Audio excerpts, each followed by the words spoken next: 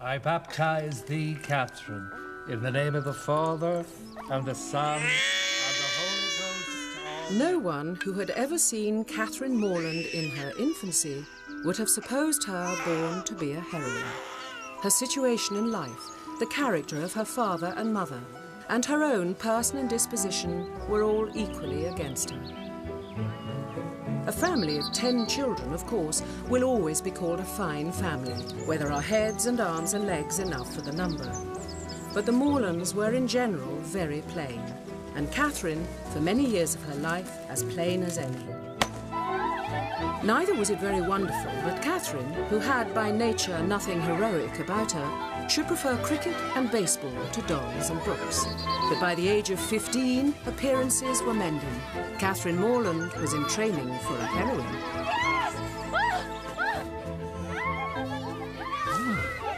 Look, Aunt Catherine has turned out rather well. Come on, Catherine, let's carry on. No, later. She's quite a good-looking girl. But she's almost pretty today. And she's grown very fond of reading of late. I wonder if it can be good for her, my dear, to read quite so many novels. Oh, why ever not? Now, what could be a more innocent or harmless pastime for a young girl than reading? He was interrupted by a noise in the passage leading to the room. It approached. The door was unlocked. A man entered, forcibly dragging behind him a beautiful girl, her features bathed in tears and suffering the utmost distress. Take her! Convey her where I shall never see her more.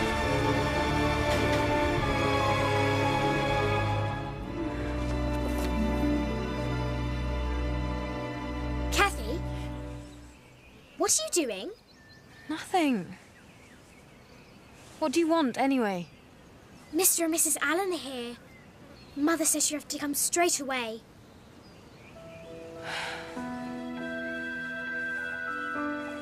No, said Dr. Mallison. No other place will do so well for a gouty constitution like Mr. Allen's. No other place will do so well for squandering money. Oh, fine, Mr. Allen. You know you love to see me happy. And thinking of that... Catherine is young to go, but, well, Mr. and Mrs. Allen for protection. I see no danger in it. She's a good girl. I think we can trust her. Why, Catherine, how you've grown. Quite the young lady, isn't she, Mr. Allen? Mr. and Mrs. Allen come with an invitation, Catherine. We would like you to accompany us to Bath for a time. For when a young lady is to be a heroine, something must and will happen to throw adventure in her way.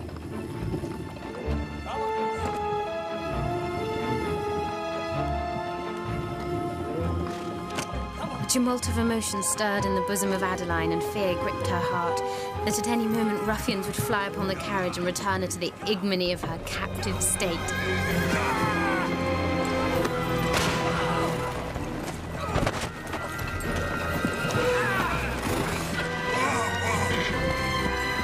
My God, Mrs. Allen!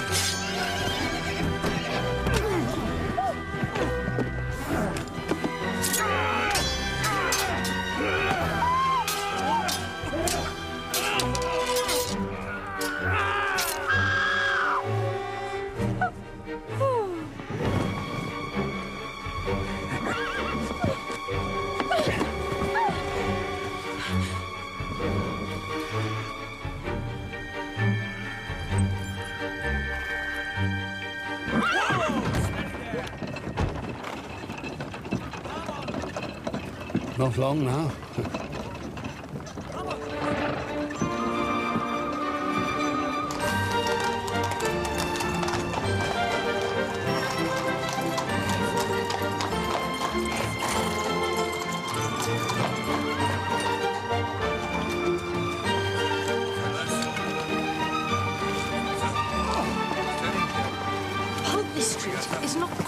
smartest to dress, but for myself, I love to be at the centre of things. So do I. There's a little peach that's ripe for plucking.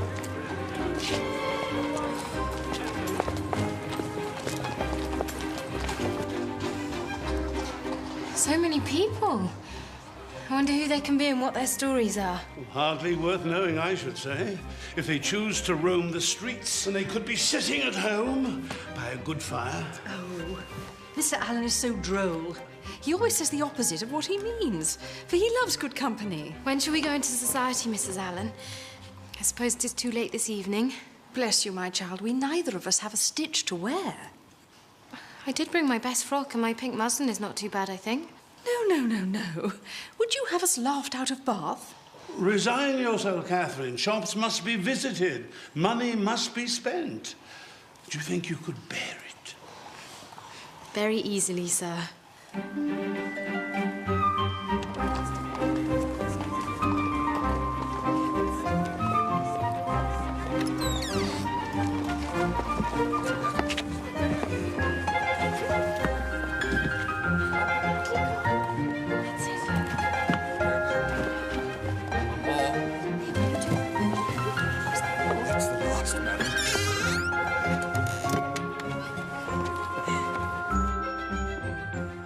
There. Did you ever see anything prettier, Mr. Allen? Other than yourself, do you mean, my dear? Oh, fine, Mr. Allen. But Catherine... Ah, she looks just as she should. Now, might we make our way, do you think? I entertain high hopes of our arriving at the rooms by midnight. How he teases us, Catherine. Midnight, indeed. Whoa there. Good evening, sir. This way. Oh, there you go now, sir. This way, ladies.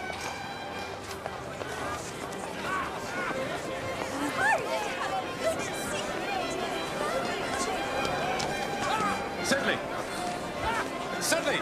There you are. Is there anyone here? Well, not a soul, John. There's no one here at all. What could he mean? If I might, just... Thank you. Excuse me. Card room, I think. Mr. Allen! See you later, my love. Come this way, Catherine. Pardon me, miss.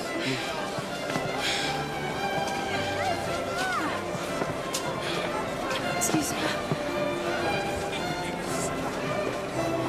Perhaps we should go through to the tea room.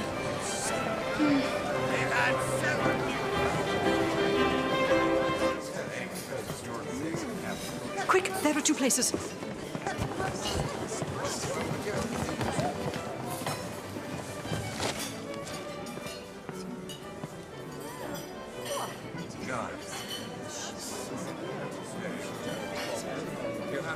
How uncomfortable it is not to know anybody. Yes, my dear. Very uncomfortable indeed. Then you see, one can't speak to people unless one has been introduced. But who will introduce us? I'm sure I've no idea.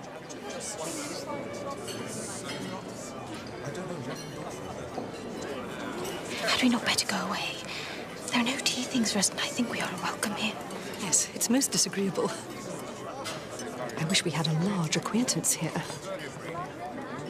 I wish we had any.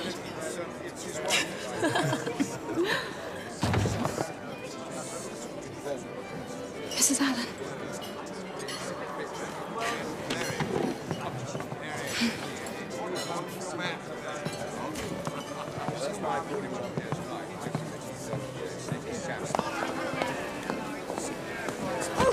Have a care, sir. 1,000 apologies, Mum. Catherine, do take this pin out of my sleeve. It was not your fault, sir. Allow me. Oh. Thank you kindly, sir. Though I'm afraid it's torn a hole already. There. Nothing too disastrous, Mum. I shall be sorry if it has, for it's a favourite gown. Really, Mrs. Allen, one would hardly notice. No, it cost but 9 shillings a yard. 9 shillings. That is exactly what I should have guessed. Do you understand muslins, sir? I understand them very well. My sister has often entrusted me in the choice of a gown. I bought one for her only the other day. 5 shillings a yard, and a true Indian muslin. What do you make of that?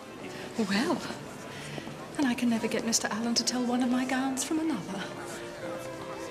Tell me, sir, what do you think of Miss Morland's gown? Miss Morland's gown? Miss Morland's gown is very pretty. Though I don't think it'll wash well. I'm afraid it will fray. How can you be so... Presumptuous. Indeed, without so much as an introduction. You must allow me to make amends, Mrs. Allen.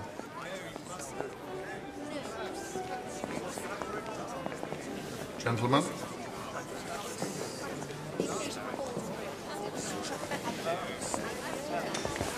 Thank you. Very kind indeed. One moment.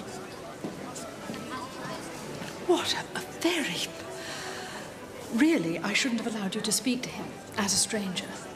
But he had such an understanding of muslin. I wonder where he's gone. Oh, here he comes again. And he's brought Mr. King with him, the master of ceremonies himself. Mrs. Allen, Miss Morland, allow me to present to you Mr. Henry Tilney, just lately arrived in Bath. Mrs. Allen, Miss Morland, delighted to make your acquaintance. Mr. King. Now we may talk to one another. We've already been talking. You mustn't allow anyone to hear you say such things.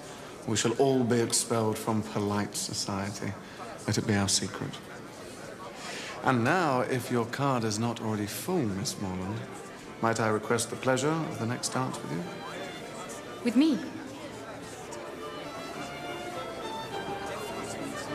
Thank you.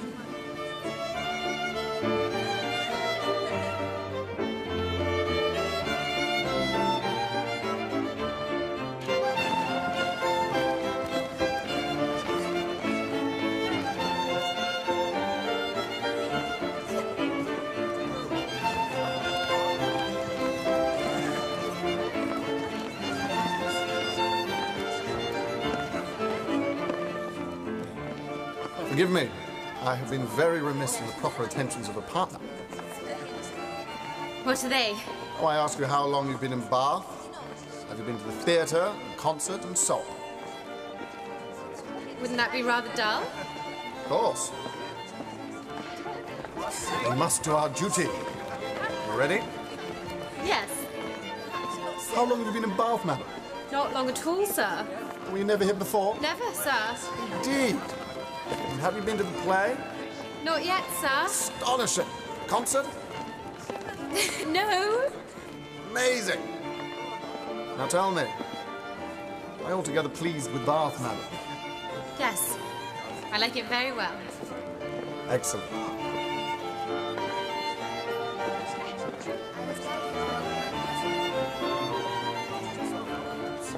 Now I must give you one smirk, and then we can be rational again.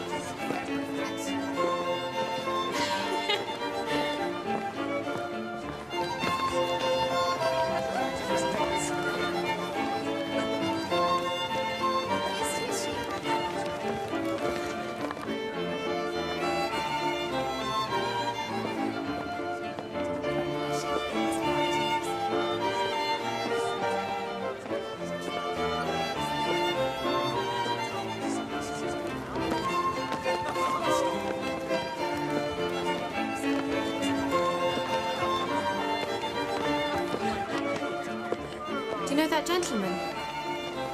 Not at all. I wonder why he keeps looking at us. I imagine he likes what he sees. What? Do you mean me? Why not?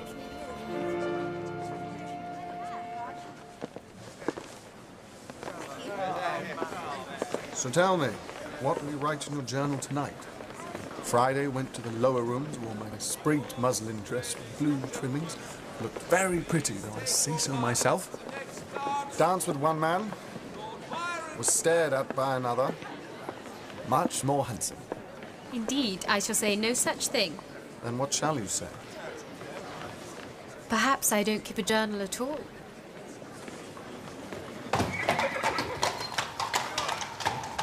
A most agreeable young man, was he not, Catherine? Yes. He was very kind and very amusing. I liked him very much. Well, Mr. Allen? No, I didn't mean anything like that. He can't have thought of me like that. He's much too... He's quite grown up. Catherine, I feel I should warn you that Bath attracts all manner of scoundrels and adventurers, and one cannot be too careful when making new acquaintances. Mr. Tilney, a scoundrel. Mr. Tilney, an adventurer. He understands muslin, Mr. Allen. He has a sister. Well, upon inquiries, I did discover that Mr. Tilney is a young man of very good family, and a clergyman to boot. Clergyman? Well, no doubt you prefer him to be a brigand. His father's a man of consequence, though. General Tilney of Northanger Abbey. Northanger Abbey? Is it haunted? No doubt, no doubt. These abbeys usually are.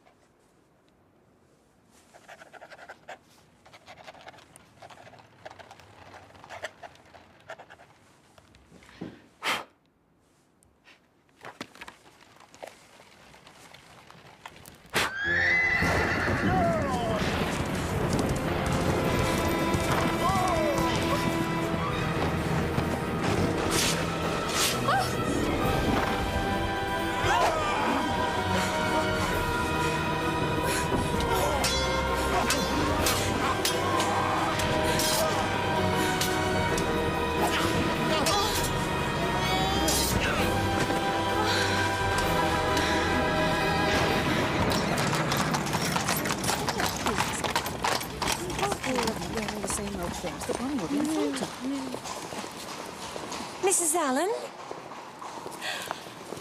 And this must be Miss Morland. Mrs. Thorpe, your brother James told me to look out for you. You know James? Indeed we do. He's up at Oxford with my son John. Mrs. Thorpe, my old schoolfellow. Yes, he went to you at Christmas. And I may say he endeared himself to us all. Ah, here come my girls now. Isabella, my eldest, and Maria and Anne. Isabella, this is Mrs. Allen and Miss Catherine Morland, James's sister. James's sister? How do you do, Miss Morland? I've so long wished to meet you.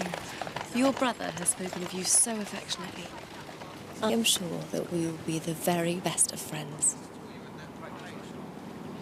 I'm so pleased you love Mrs. Radcliffe novels too. I wish I were you. Just beginning to read Udolpho for the first time. Is it really very horrid? You can't even imagine. But I wouldn't tell you for the world. Well, perhaps one incident to whet your appetite.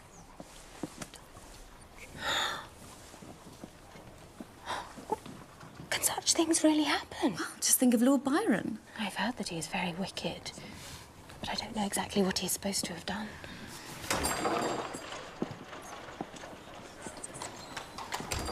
Oh. And I've heard that he is here, in Bath. Should we go to the pump room and see if we can see him? Perhaps your Mr. Tilney will be there too. He's not my Mr. Tilney, Isabella. Indeed, you mustn't say he is. Isn't he? Well, there's a certain person who will be very glad to hear that. Who do you mean? Never you mind. Oh. I do so hate it when strangers listen to one's private conversations.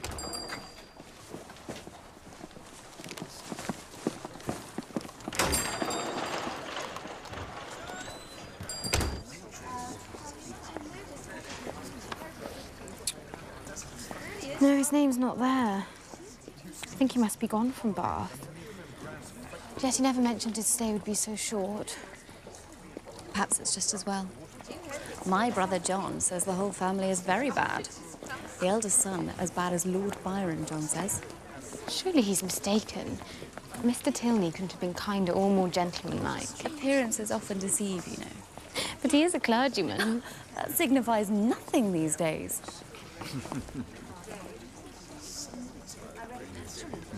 Insufferable. Come, let's walk outside.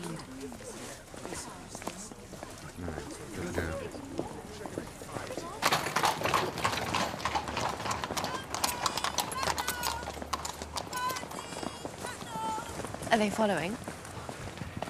No. They're going towards the churchyard. Good. We are rid of them. Now, if we turn down there, it will bring us to Milson Street. Shouldn't we come upon them again if we did that? Oh, never mind that. Come, make haste.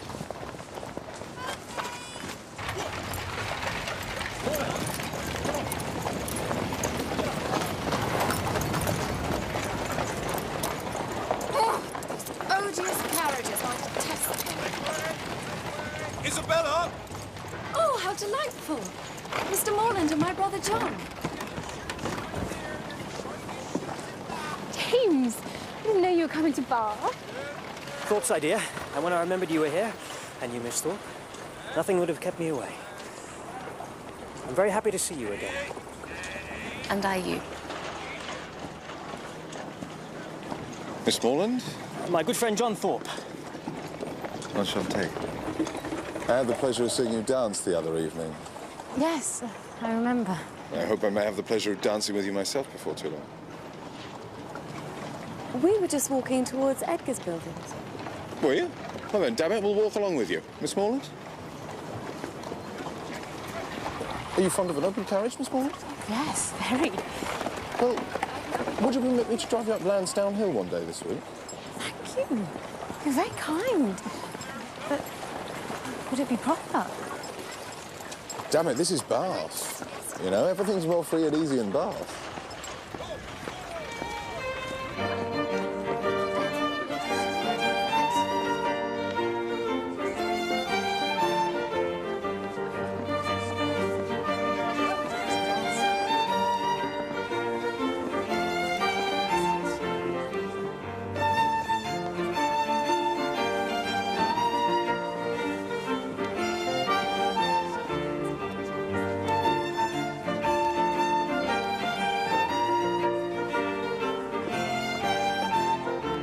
Penny for your thoughts, Miss Morland. I was just... Have you ever read Udolpho, Mr. Thorpe?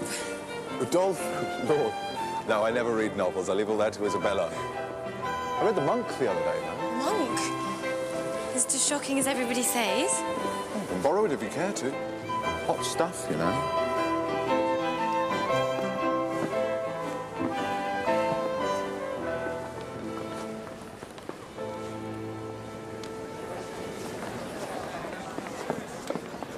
Isn't this altogether delightful, Catherine?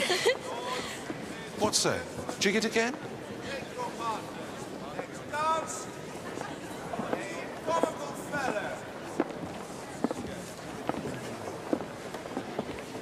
Miss Morland,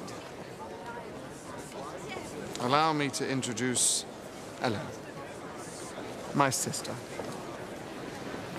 Your sister? Oh, yes, I'm very happy to meet you, Miss Tilney.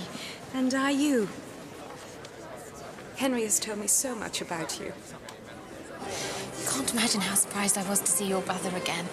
I felt so sure he's been quite gone from Bath. Ah, yes. When he saw you before, he was here to engage lodgings for us. He only stayed the one night. Oh, I see. Your brother dances very well. Yes. And he is very amusing. Yes, he is, when he cares to be.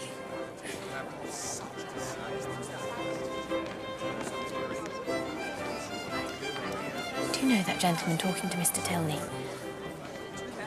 That's our father, General Tilney.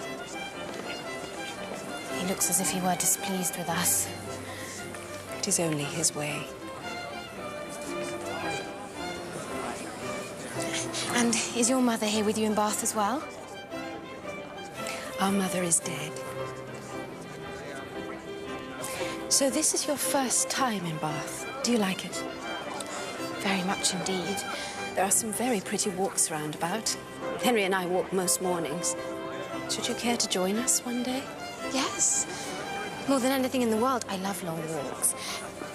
Though I can't persuade my friend to join me. She thinks it a waste of time when there are so many other things to do in town. I can see that she might.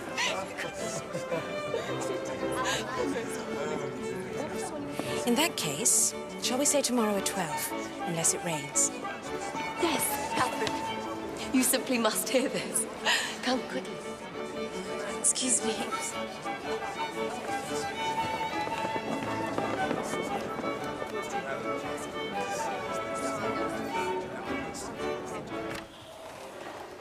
morning, sir. Make haste, Miss Morland. Put on your hat. There's no time to lose. We are going to drive to Blaze Castle. Mr. Thorpe. How do you do, Miss Allen? My sweetest Catherine, isn't this delightful? Blaze Castle. Nothing could be more romantic. Yes, I'm sure, but I'm very sorry I can't come with you. I'm expecting Miss Tilney and her brother to call on me to take a country walk. Not they. I saw him but 5 minutes ago. Doesn't he drive a phaeton with a pair of chestnuts? I don't know, indeed. Yes, I saw him large as life turning up the Lansdowne Road with a smart-looking girl by his side. Perhaps they mean to call later. No, they don't. I heard Tilney hallooing to a man they were going as far as Wick Rocks. I don't understand it at all.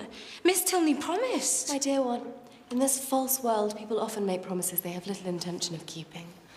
Remember, we are your true friends. We keep our promises. Yes. But what if they should come after all? My dear little scatterbrain sister, haven't you just heard Thorpe tell us? They're halfway to Wick Rocks.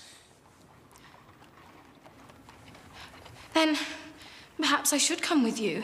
Please, Miss Morland.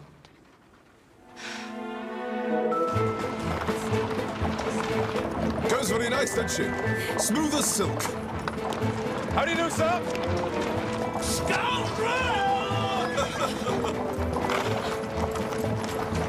Pleasant old gentleman. Mr. Allen. Yes, and so good-natured. And rich as Croesus, or so I hear. I believe Mr. Allen is very rich. And no children at all? No, none. But you're quite favoured there, I gather. Mr. and Mrs. Allen are very kind to me, yes. Ever since I was a baby. Excellent, excellent. Oh, Miss Tilney! Stop! Stop now! It's Miss Tilney and her brother. They'll be held to bay if I try to stop him now. Stop, Mr. It's Thorpe. too late. Well, I'll get down. I It's will. not possible. Whoa there. How could you deceive me so? Well, what if I did? Where would you rather be, in a spanking gig driving to Blaze Castle or trailing about in the dirt with some canting prig of a parson? Mr. Tilney is not a canting prig. And you have made it seem as if I broke my promise to them. Whoa there. Look here. Miss Morland, I might not have been completely straight with you, but I had good reason. You think of your brother's happiness and Isabella's. They couldn't go off unchaperoned. And I was thinking of you, too. Not altogether happy to see you with the Tilneys. The whole family has a terrible reputation, something very strange about the mother's death. You can't mean... We must be careful when making new acquaintances. We're not all as honest as you and I, huh? But Mr. Tilney and his sister have been so kind to me. Truly sorry, Miss Morland, if I have caused you any distress, but you can set it all right tomorrow. Let's at least try and enjoy ourselves today. Damn it, I've been looking forward to driving you out more than anything. Come on, what do you say? Very well. Whoa. Everything all right, Thorpe? Absolutely. Walk on.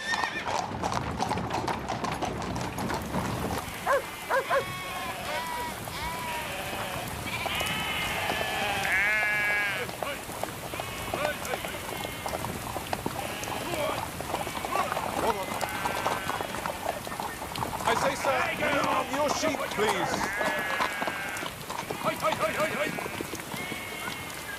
It's just a spot of rain. It'll clear up in no time. Thorpe, we better go back. Your sister thinks so too. We're not halfway to Blaze Castle.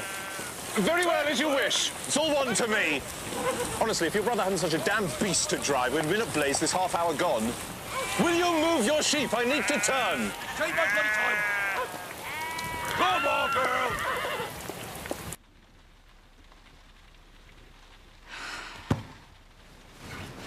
Lord, what would the men think if they could see us now?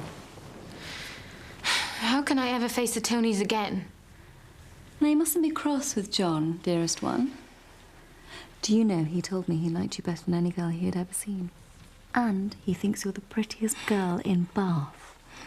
Don't know why he should think that. No need for false modesty. Now, how far have you got on with Udolpho? I've just got to the Black Veil. The Black Veil. Well, I wouldn't tell you what's behind it, not for the world. And when you've finished it, you will read The Monk. That's my brother's favourite, you know. Oh, yes, he spoke of it. Is it really very horrid? It is the most horrid, shocking thing in all the world. Ambrosio, the monk, begins very holy, but is drawn into vice by Matilda, and she gives him a magic branch by which he can pass through walls and into Antonia's bed.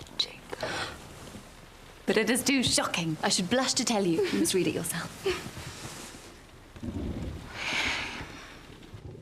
The friar pronounced the magic words, and a thick smoke arose over the magic mirror. At length he beheld Antonia's lovely form. She was undressing to bathe herself, and the amorous monk had full opportunity to observe the voluptuous contours and admirable symmetry of her person as she drew off her last garment.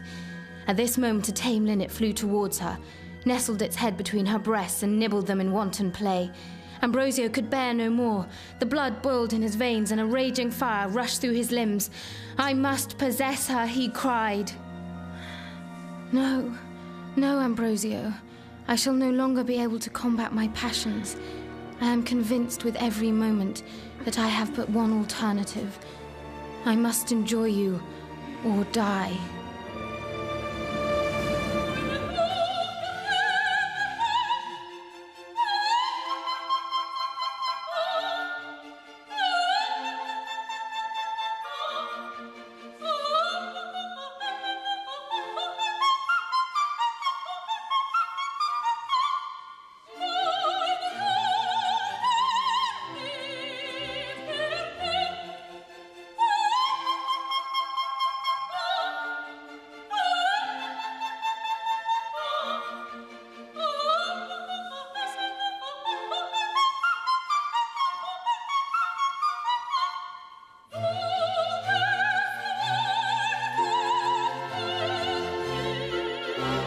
Damn fine-looking woman. She's nothing to you, you know.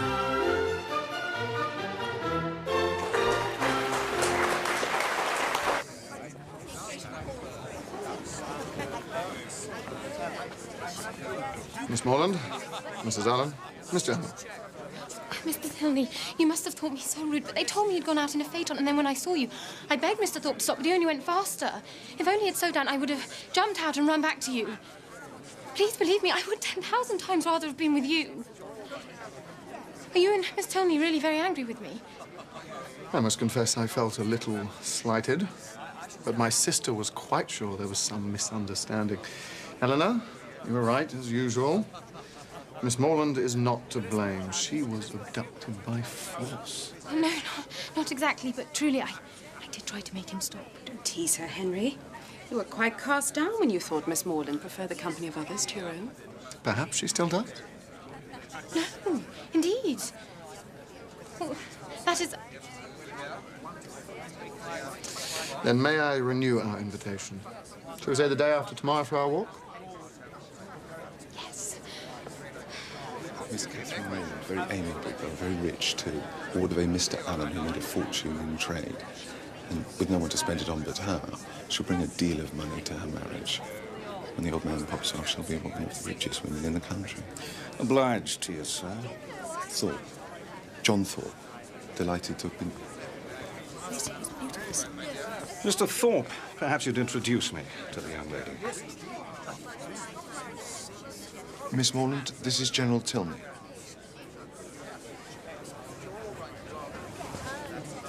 Charming. And did I overhear a country walk proposed? Yes, sir. The day after tomorrow. Then perhaps you would do us the honor of spending the rest of the day with us, after your walk. If Mr. and Mrs. Allen can be persuaded to spare you.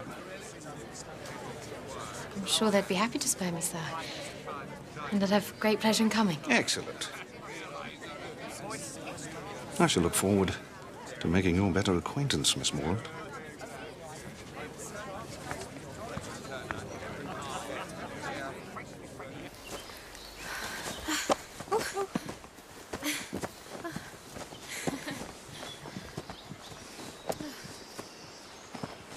What do you think, Catherine? Oh, it's wonderful. It reminds me of the south of France, the Languedoc, you know? Yes. Have you travelled much in France? No, not at all. I've never been there. But I've seen pictures, and it's just as Mrs. Radcliffe describes it in Udolpho. Ah, Mrs. Radcliffe. But I suppose you don't read novels. I read Udolpho straight through in 2 days with my hair standing up on end the whole time.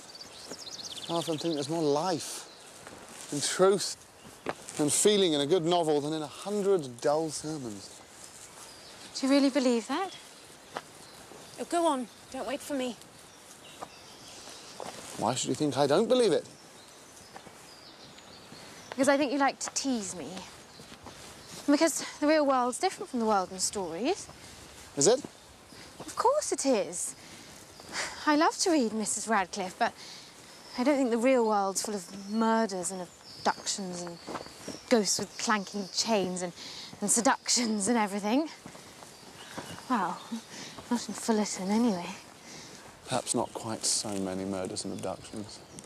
But broken hearts, betrayals, long-held grudges, schemes of revenge, fear, hatred, and despair. Are they not part of all of our lives, even in Fullerton? I don't know. I'd like to think not. Well then, I hope your experience of life is the exception that proves the rule.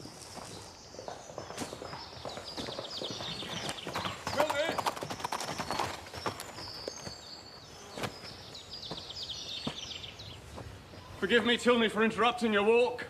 I've no time to lose. Of course. You're expected. Mum? Come, let's walk on a little.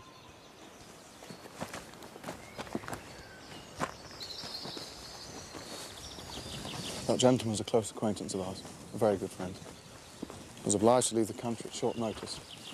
He was able to make his farewells to me last evening.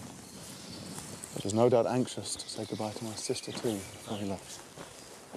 I see. There is no reason why the matter should come up. But my sister and I would be very grateful if you did not mention to my father that we saw that gentleman here today. No, of course. Thank you.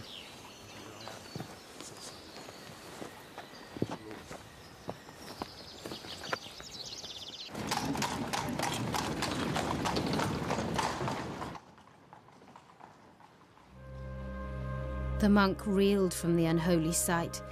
Receive this talisman, she replied. While you bear this, every door will fly open, and walls will melt away. It will procure you access tomorrow night to Antonia's bedchamber.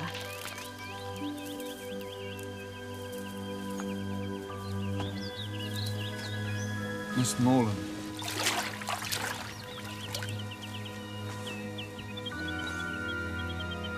Nothing to be ashamed of. It's all God's creation. Come.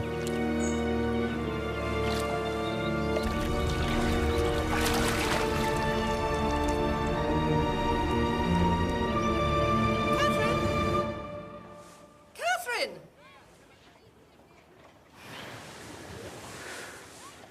Oh, I absolutely knew the second you came to the house. I could tell.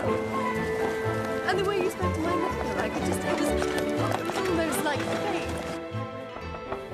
Catherine? No, sit down. Can you guess? Your brother has made me the happiest girl on earth. You mean you and James are in love? He confessed as much to me this afternoon, and you know my nature. I could never trifle with a man's affections. In short, I told him his love was returned. Catherine! He's waiting downstairs.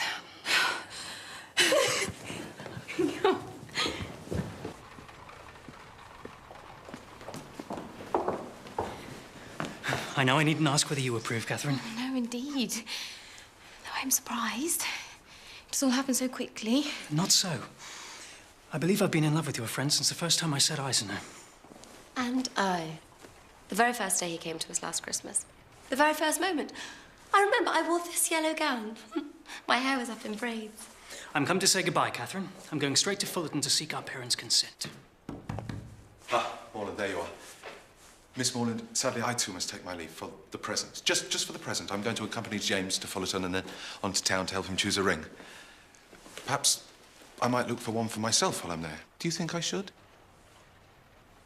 A famous good thing, this marrying scheme. What do you think of it? I think it's a very good thing too.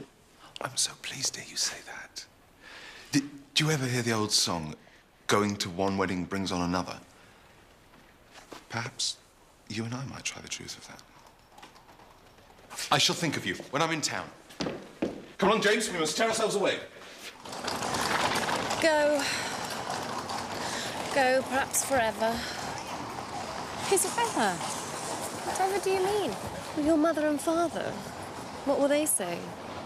I'm sure they'll be very happy for James. But my fortune will be so small. How could they consent to it? Your brother, who might marry anybody. I wouldn't think the difference in fortune would be anything to signify. Oh, my sweetest Catherine, in your generous heart, I'm sure it would not matter at all. But I mustn't expect everyone to think the same. I only wish our situations were reversed. If I had the command of millions, if I were mistress of the whole world, your brother would still be my only choice.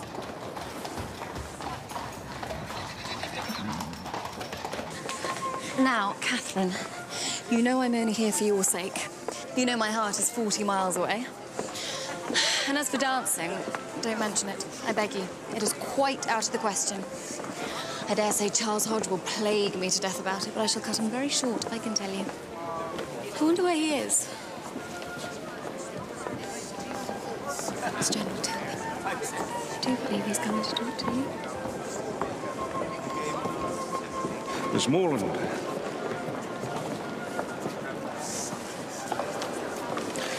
Delightful. You will excuse me now.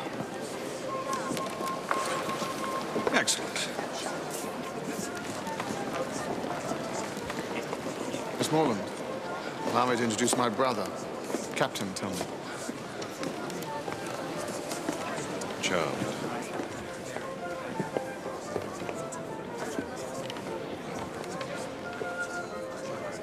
Don't let my brother's ill manners offend you. That's how he is, I'm afraid. He was ill-mannered as a baby. Surprised at you being so disrespectful to your older brother. And anyway, how could you know what he was like as a baby? When he was a baby, you were not yet born. True enough. My mother told me of it. I hope you're not already engaged for the next dance. No, indeed. My rival having left Bath. Indeed, he is not. You mustn't tease me. So do you not know Mr. Thorpe at all? No, not at all. That's strange. He seems to know a great deal about your family. And none of it to our credit? Well, I have always found that ignorance and prejudice hold no bar to forming the strongest of opinions. You think him ignorant and prejudiced? I know he doesn't always tell the truth, but he's been very kind and attentive to me. You think he isn't to be trusted? Dear Miss Morland, has it not occurred to you that I might not be the best person to consult on the matter of Mr. Thorpe? My lords, ladies and gentlemen, the next dance will be on a summer's day. Good God, Henry, you're not going to stand up in that mall, are you? I certainly am. That being so, do you think your friend might dance with me? No, I am sorry. I know for certain that she has a very particular reason not to dance tonight. Is that so? Pity.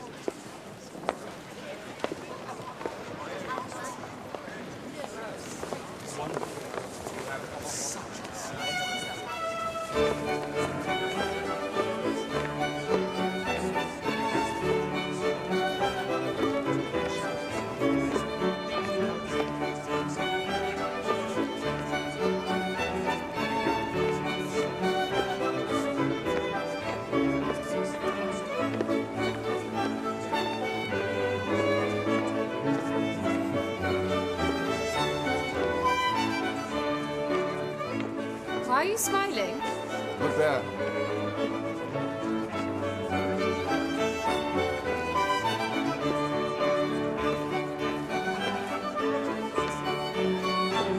I don't wonder at your surprise. I refused him for as long as I possibly could, but he would not take no for an answer. He's the eldest son, you know, the heir to Northanger Abbey. Not that that weighs anything with me. I am in love with the best man in the whole world. Did you think him handsome? No. Captain, tell me, silly. No. Yes, very handsome. But didn't your brother say he was very bad? As bad as Lord Byron? Oh, John will say anything that comes into his head. I hardly ever take any notice of him. Then, how is one to know what to believe? One thing you can be certain of, my affection for you and your dear, dear brother.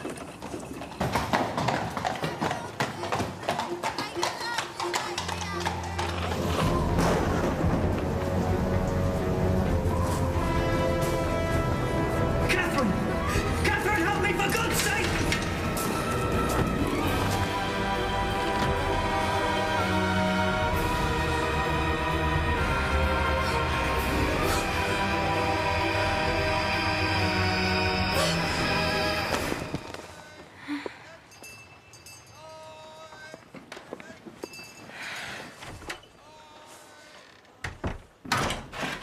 You've heard from James?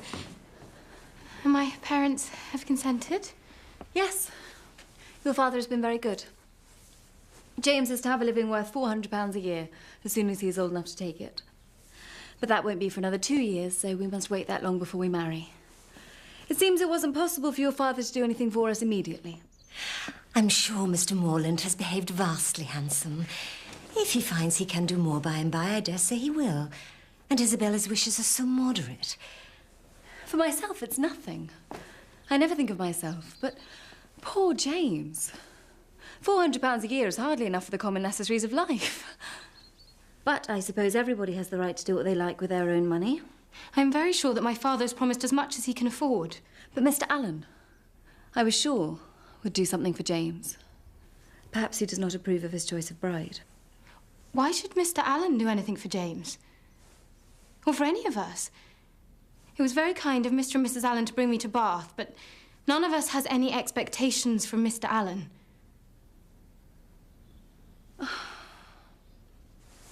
My dear, sweet Catherine, you know I care nothing for money.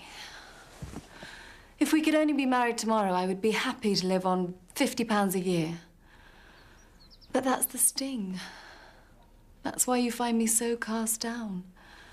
The 2 years we must wait before dear Morland can have the living. Catherine, how will I endure it?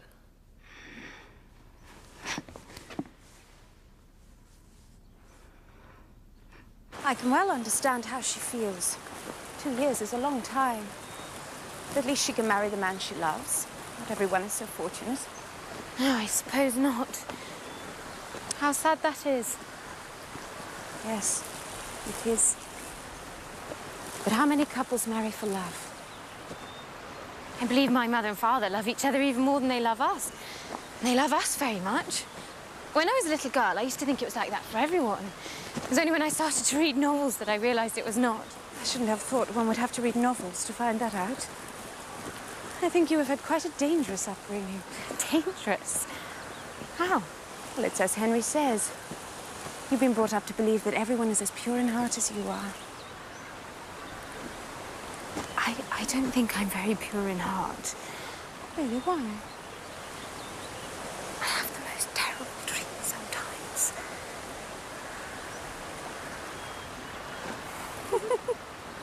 What's the joke? Nothing to concern you.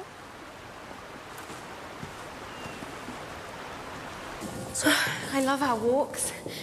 I think I should like to stay in Bath forever and go walking with you every day. Unfortunately, that won't be possible. Oh? Our father told us just this morning that he's determined on quitting Bath by the end of the week. Oh. Miss Morland. Capital. Excellent.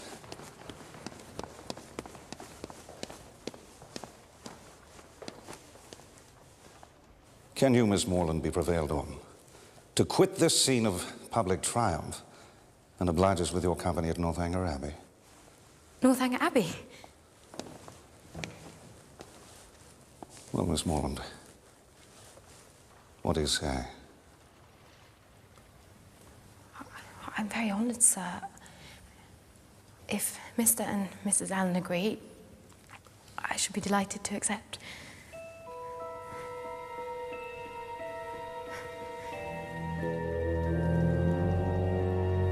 Northanger Abbey? Aren't you frightened to go there on your own? I confess I am a little. Well, I dare say it'll be very thrilling for you. I do hope you don't forget me, Catherine. Or our dearest John. No, indeed. No need to be coy. I heard from him today that you and he are as good as engaged. Indeed we are not. Useless to dissemble, my dear. Your secret's out. He says in his letter, not half an hour before he left Bath, you gave him the most positive encouragement. He says he as good as made you an offer. No. No, there must be some mistake. Your brother must have misunderstood me, and I certainly had no idea he thought he was making me an offer. Please, undeceive him and beg his pardon. Oh. Well, I dare say we should all be allowed a little harmless flirtation. There was no flirtation. Not on my side. And if no one were allowed to change their minds, where would we all be? Perhaps it's for the best after all. Isabella, please understand me once and for all. Shh, here he comes. Who? Tell me, of course. Oh, I wouldn't have this happen for the world. Look away, perhaps he's not seen us.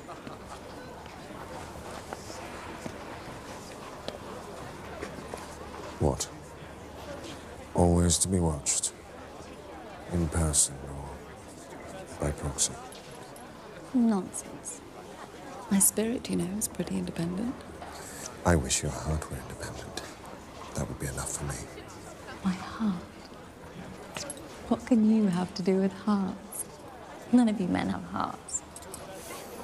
But we have eyes. And they give us torment enough. I think Mrs. Allen and your mother are expecting us. Will you come, Isabella? You go. And tell them I'll follow. And if I shouldn't see you, write and tell me all your news from Northanger.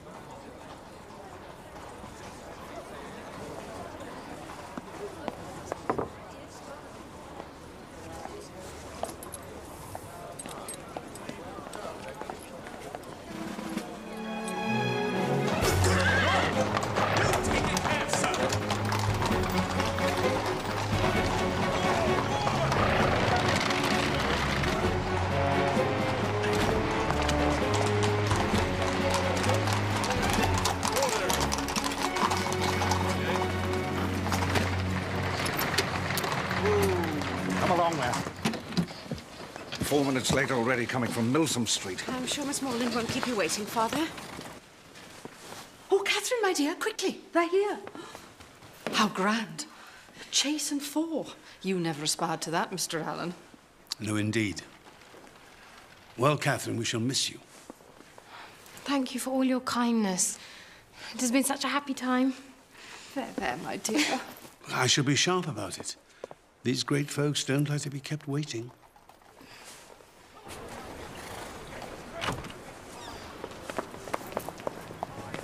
Miss Morland, 1,000 pardons for our late arrival.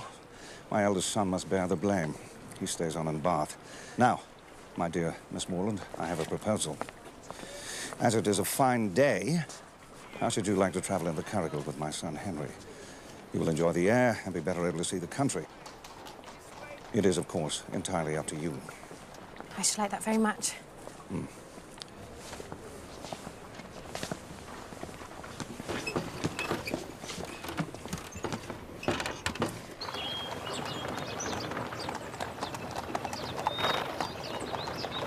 Did your father say that Captain Tilney stays on in Bath? Yes? Oh. You're disappointed? You were hoping for my brother's company at Northanger, perhaps? No. No, not at all. That is, I should have no objection to his company. And what is it? Come. I'm anxious about your brother and Miss Thorpe. I think he cannot know that she's engaged to my brother. I suppose he thinks he has a chance with her. But Doesn't he realise how wrong it is of him and what pain it must give to my brother? I don't think you should distress yourself too much, Miss Morland. Your brother should be returning to Bath very soon, and my brother should be leaving to rejoin his regiment. And that will be the end of that.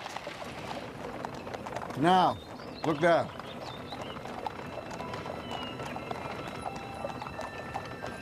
It's exactly as I imagined.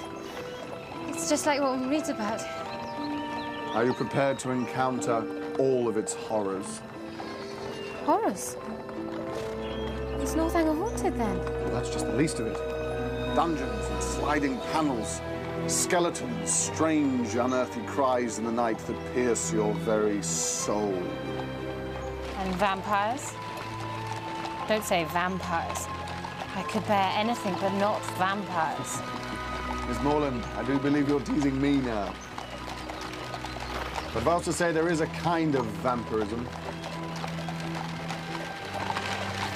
No, let's just say that all houses have their secrets, and Northanger is no exception.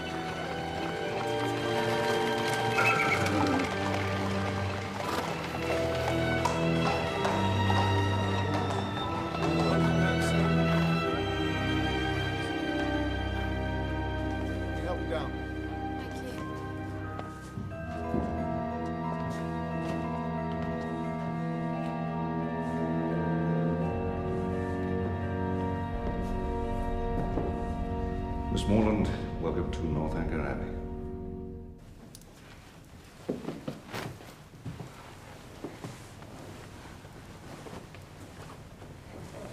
I hope you will be comfortable. Do please, I beg you, make as little alteration to your dress as possible. My father is most particular about meal times. I'm sorry to have to ask you. No, it's quite all right. I'll see you in a few minutes, then.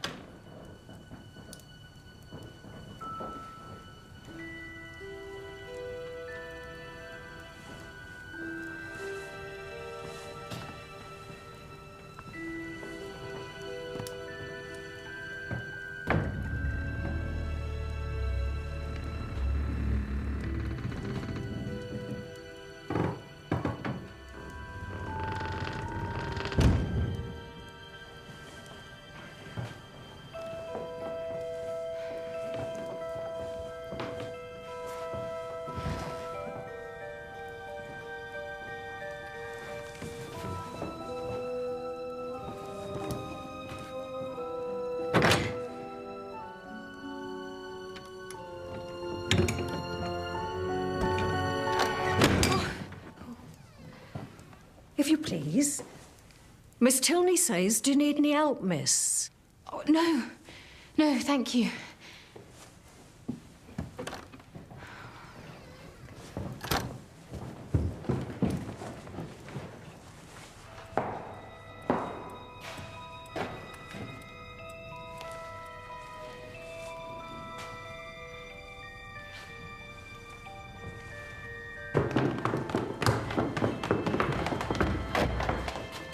Are you ready?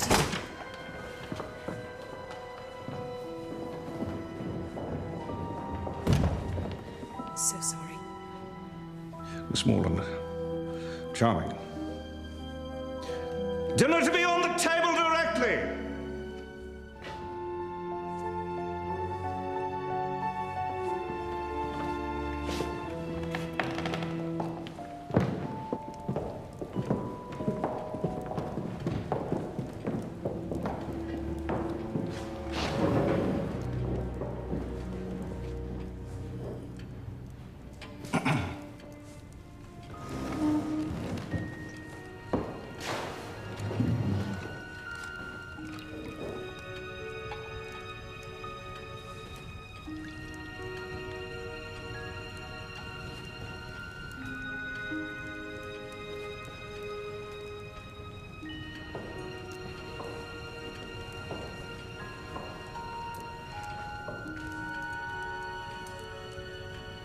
I hope you find our simple style of living to your taste, Miss Morland. No doubt you have been used to better-sized apartments at Mr. Allen's. No, indeed, sir. Mr. Allen's dining parlour is only half the size of this room. Well, now, I suppose I care as little as any man for such things. But a tolerably large eating room is one of the necessaries of life. Hmm? Tolerably large indeed, sir. But I don't think I've ever been in so large a dining room as this one. You have not? Well, no doubt the rooms at Mr. Allen's are exactly the true size for rational happiness.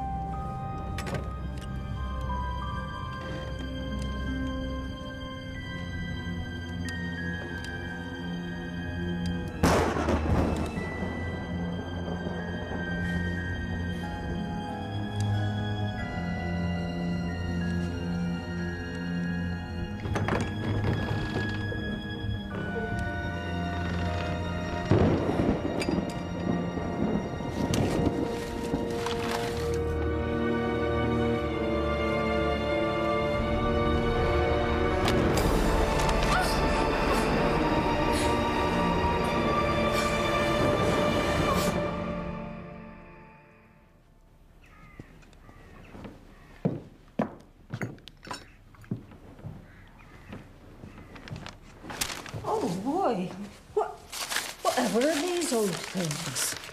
No! No, leave them, please.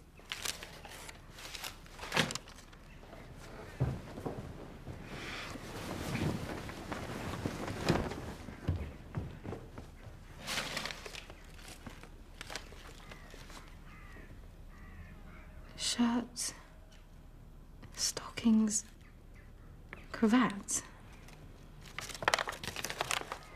Laundry lists.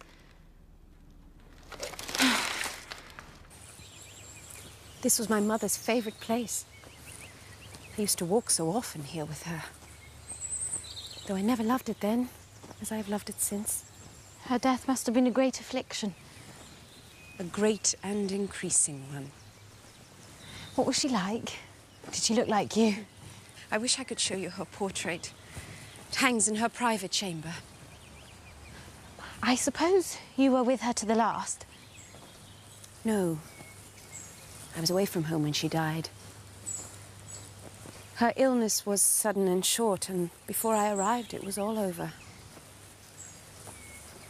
So you didn't see her body? No. I wish I could have done. Perhaps it would help me to think of her at peace. Yes. I should like to see her room, if you're willing to show me. We never go there. It is my father's wish. But to see her picture? Yes. Why should you not see it?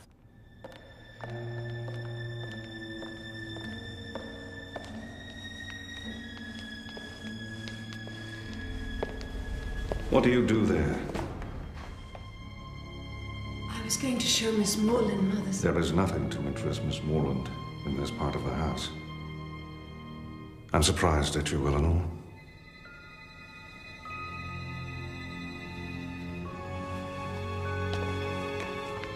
My dearest Isabella, I long to hear your news.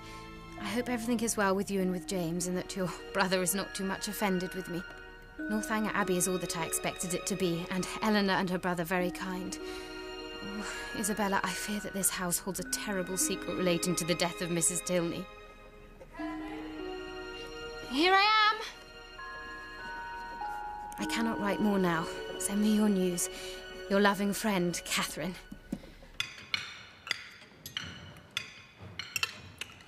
This is a sad day, Miss Morland. A sad day for me, that is. I have to go up to town for several days on business. I trust you'll be able to entertain our guest properly while I'm gone, Henry. Nothing would give me greater pleasure, sir.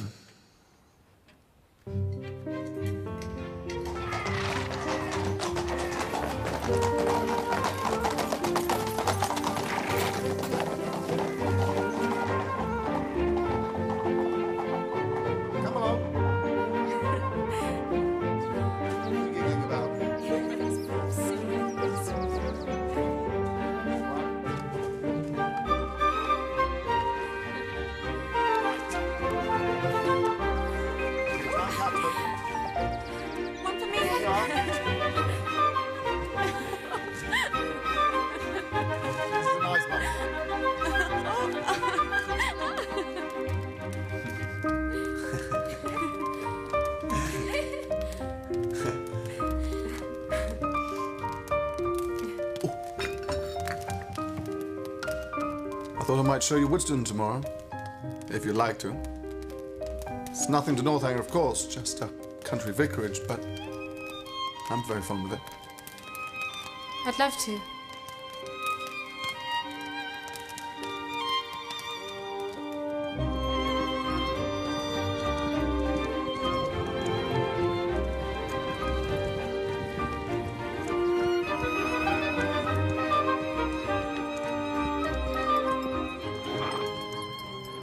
Look. Is that your home?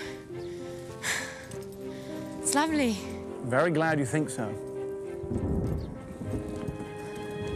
I fear we may be about to get a little damp. Come on. I'll race you back.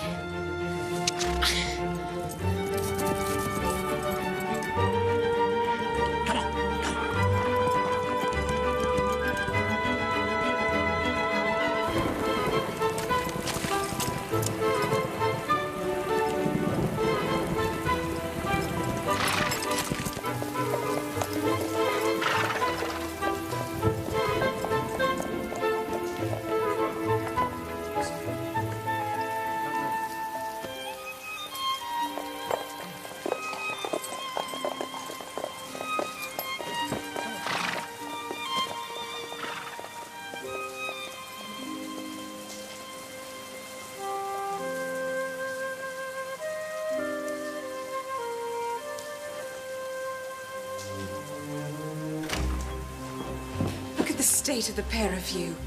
I'll go and get Richards to draw your bath, Catherine.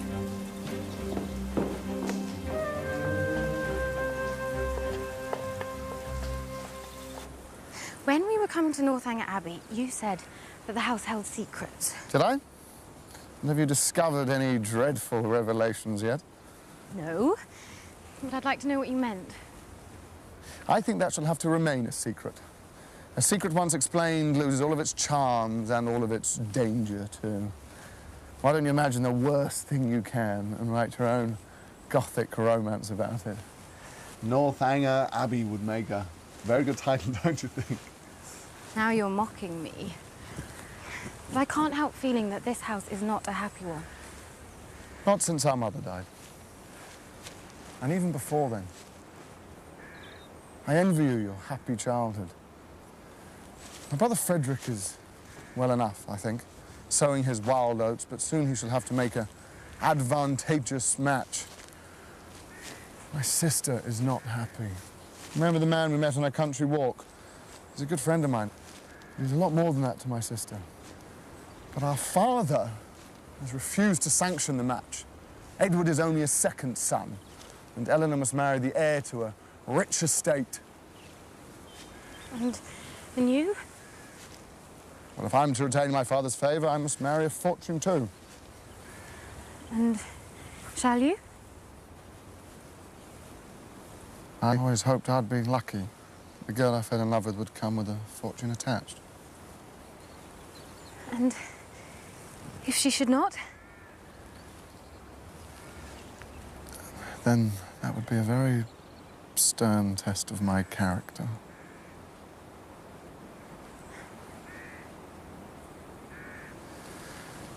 Perhaps we'd better head back. I want to set off for Woodston before nightfall.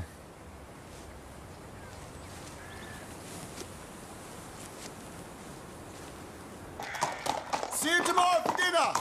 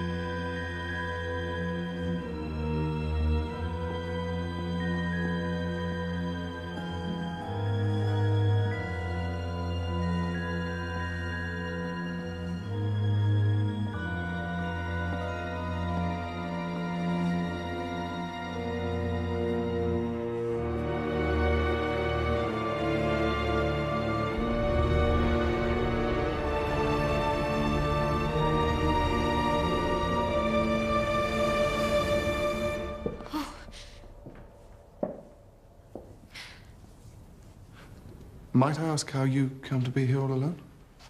I wanted to see your mother's room. Eleanor was going to show me, but your father prevented us. And so you thought you'd come and see it for yourself? Yes. I suppose Eleanor has talked to you about our mother? Yes. But that is not very much, but what she did say was her dying so suddenly and none of you being at home, and I thought perhaps your father had not been very fond of her. And from these circumstances you infer some negligence? Or something even worse? Then let me reassure you, Catherine. My mother's illness was sudden. And Eleanor was from home, but I was here throughout. And so was my brother Frederick. Our mother received every possible attention. Our physician was satisfied that nothing more could be done for her. The matter was deeply distressing, as you may imagine. Yes, of course. But your father, was he distressed? For a time, greatly so. She had had to bear a great deal from him, but when she was dead, he felt her loss. I'm very glad of it. It would have been very shocking if he had... If he had what? If I understand you rightly, you have been suspecting my father of a crime so dreadful. You said yourself the house was full of secrets. And so you decided that my father must be a murderer.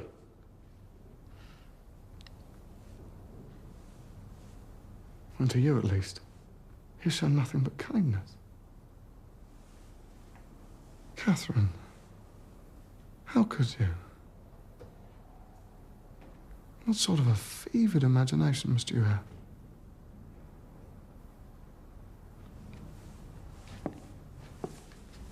Perhaps, after all, it is possible to read too many novels.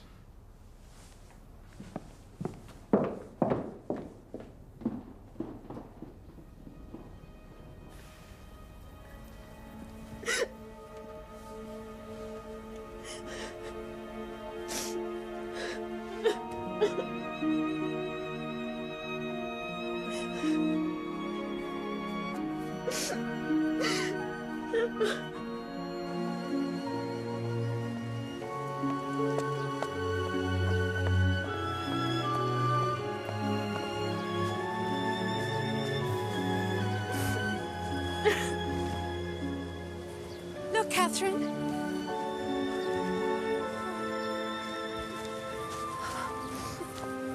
Whatever is the matter?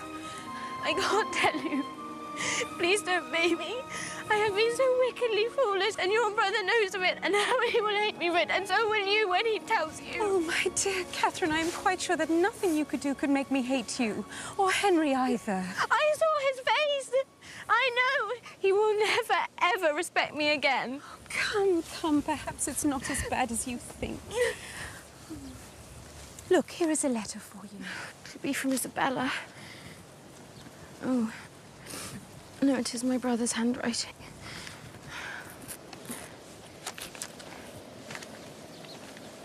Dear Catherine, I think it my duty to tell you that everything is at an end between Miss Thorpe and me. No. I shall not enter into particulars. They would only pain you more. You will soon hear enough to know where the blame lies. I am ashamed to think how long I bore it. Dear Catherine, I hope your visit at Northanger may be over before Captain Tilney makes his engagement known. Captain Tilney? Frederick? Yes. It's just what I feared. Oh, poor James, he loved her so much. But Frederick? And they are engaged? Yes. No, I can't believe that. No, look here. Dearest Catherine, beware how you give your heart. Dear Catherine, I am sorry for your brother. Sorry that anyone you love should be unhappy. But my surprise would be greater at Frederick's marrying her than at any other part of the story. Why do you say that? What are Miss Thorpe's connections? What is her fortune? Are they a wealthy family? No, not very. I don't believe Isabella has any fortune at all. You think your father will forbid the match? I doubt if the matter will reach his ears at all. Why? Whatever do you mean? Catherine, your friend has dealt very badly with your brother. But I fear she is far out of her depth with mine.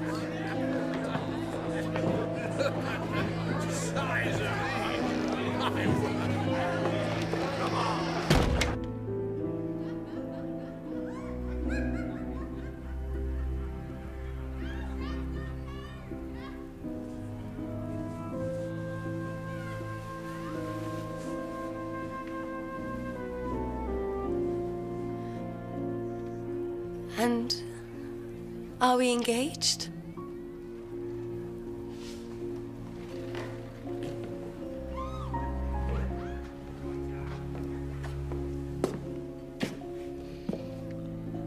Make yourself decent, Miss Thorpe. I must return you to your friends before you're missed.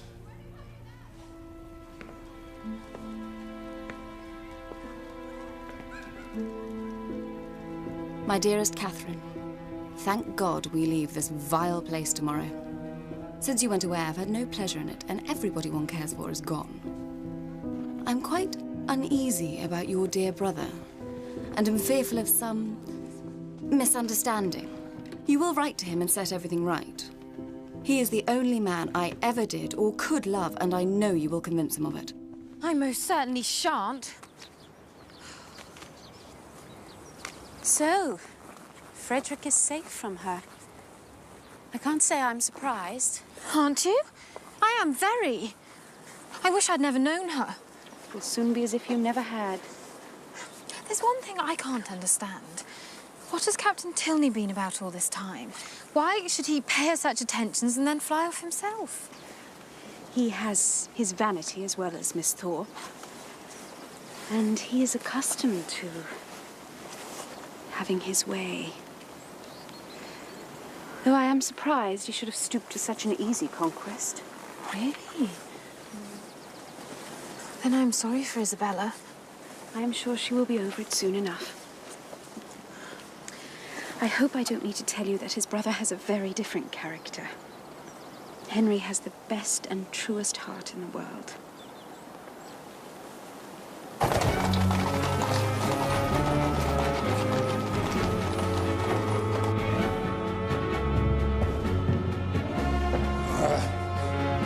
Damn little adventurous.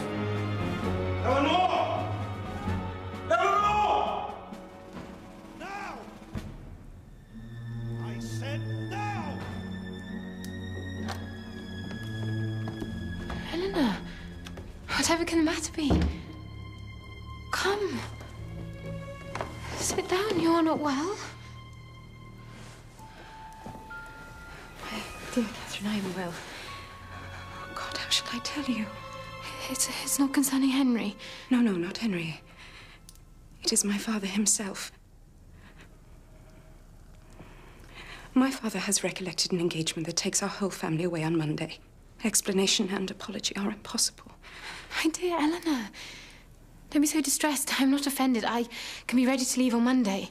No, that won't be possible. Oh, God. My father insists on your leaving immediately. As soon as you can make yourself ready, the carriage will take you to meet the public stagecoach. No servant will accompany you. I'm to travel all night, alone. Have I offended the General?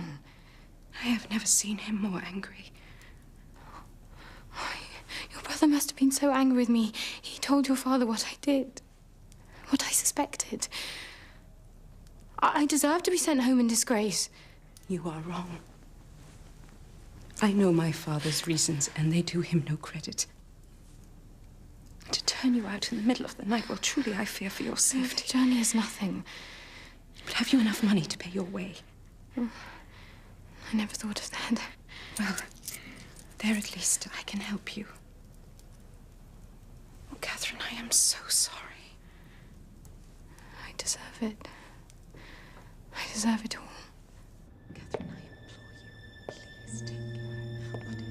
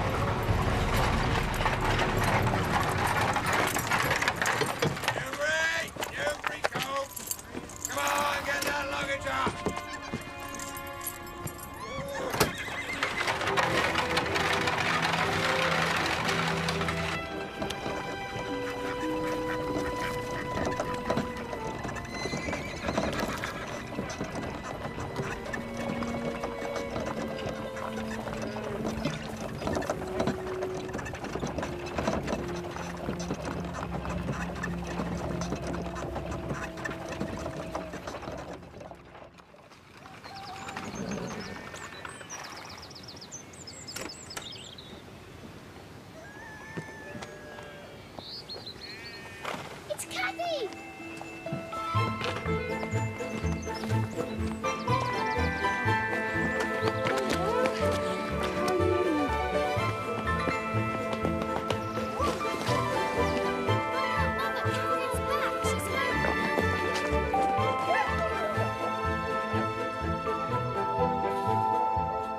These great men can be very strange and sudden in their behavior. Well, we must live and learn. And the next new friends you make, I hope, will be better worth keeping than the ones you made at Bath. No friend can be better worth keeping than Eleanor. And Mr. Tilney is not to blame. Such a pleasant, agreeable young man, I thought him. He found us a chair, you know. And he understands muslin ever so well. That's greatly to his credit, I'm sure. But has he written? Has he offered any kind of explanation? No. Well, I dare say there's no harm done in the end. You did very well to manage that journey all on your own, Catherine. You always used to be such a scatterbrained little creature. I'm quite proud of you. Indeed, I'm not proud of myself.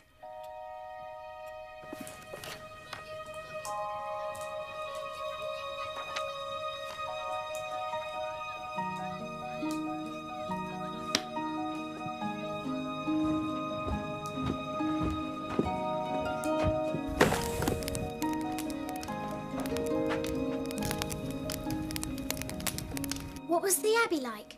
Was it very scary? Were there ghosts? It was very big and strange, with lots of empty rooms and secret passages. And I did think there might be ghosts, but there weren't any ghosts, really. People who read too many stories imagine all sorts of horrid things about ghosts and murders, and it is very wrong of them to do so, and it can get you into serious trouble. So let me not hear of any of you being so silly. Now, what else would you like to hear about? What games did you play? We played I Spy and charades. We went horse riding and got ourselves very muddy indeed. Was Mr. Tilney very handsome, Cathy? Yes, I think so. Very handsome and very kind and everything he should be. Do you love Mr. Tilney, Cathy? No, of course not. Don't talk such nonsense. Now, into your beds, all of you. That's it.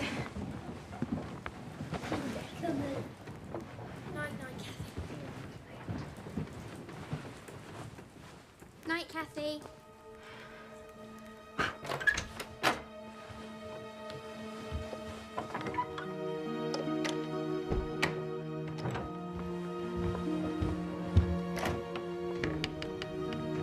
What did you do to make them send you home, Cathy? Did you do something very naughty? Come on, back into your bed.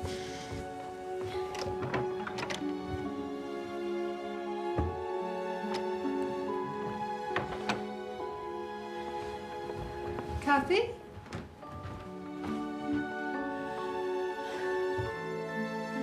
What is it? I did love him. I do love him. Now I should never see him again, and it is all my own fault.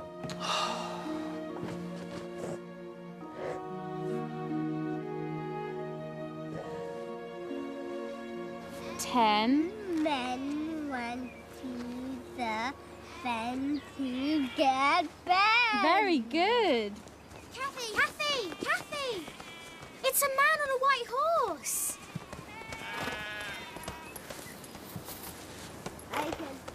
Go and tell Mamma that Mr. Tilney is here. Mr. Tilney? Now! Go on, boys. In you go quickly.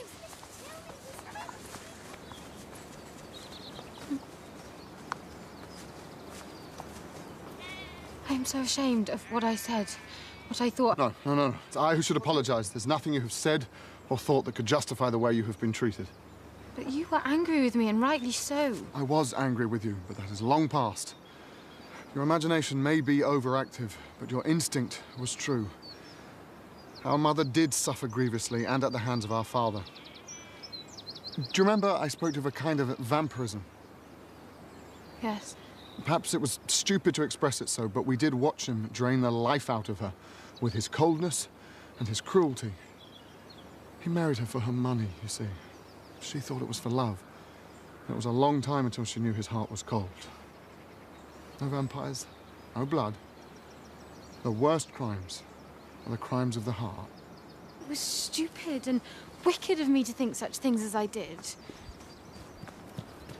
Cathy, Mamma says, will you bring Mr. Tilney to the drawing room? Come on.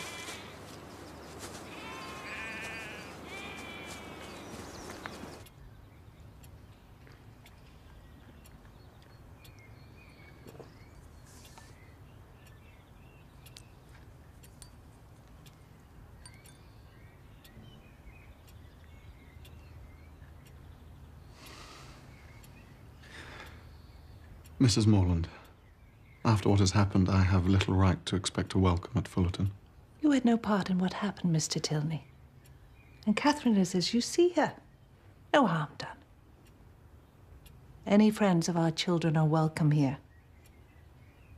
Shall we agree to say no more about it? Very good.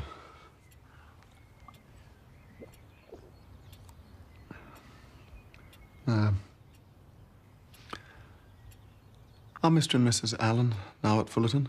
They are, sir. I should like to pay my respects. Perhaps Miss Morland might show me the way.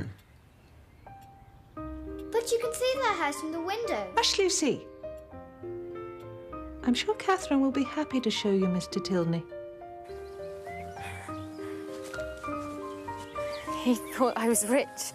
It was Thorpe who misled him at first. Thorpe who hoped to marry you himself. He thought you were Mr. Allen's heiress, and he exaggerated Mr. Allen's wealth to my father. You were only guilty of not being as rich as you were supposed to be. For that, he turned you out of the house. I thought you were so angry with me you told him what you knew, which would have justified any discourtesy. No. The discourtesy was all his. I've broken with my father, Catherine. I may never speak to him again. What did he say to you? Let me instead tell you what I said to him. I told him that I felt myself bound to you. By honour, by affection, and by a love so strong that nothing he could do could deter me from... From what? Before I go on, I shall tell you, there's a pretty good chance he'll disinherit me. I fear I may never be a rich man, Catherine. Please, go on with what you were going to say. Will you marry me, Catherine? Yes. Yes, I will. Yes. To begin perfect happiness at the respective ages of 26 and 18 is to do pretty well. Catherine and Henry were married, and in due course the joys of wedding gave way to the blessings of a christening. The bells rang and everyone smiled. No one more so than Eleanor, whose beloved's unexpected accession to title and fortune finally allowed them to marry. I leave it to be settled whether the tendency of this story be to recommend parental tyranny or reward filial disobedience.